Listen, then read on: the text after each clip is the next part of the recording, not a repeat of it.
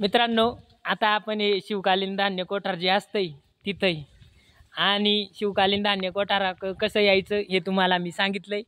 आणि आता पावसाचं म्हणजे जे धुक्याचं वातावरण आहे ते म्हणजे गेलंय थोडं आणि आता आपण पुढचा परिसर बघतोय।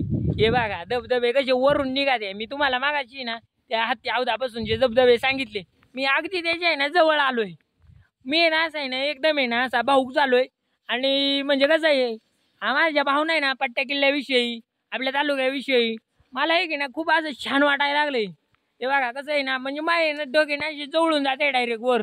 मला अशी ना नजरेच पाडत आहे डग का असं खूप छान वाटत आहे एक। आणि मी आज पट्टा किल्ल्यावर फिरलो आणि आपल्या तालुक्यातील हे जे लोकेशन आहे हे मी जे बघितलंय आज मी कुठंतरी माझा तालुका जवळून बघितला असं मला वाटायला लागलंय। धन्यवाद मित्रांनो।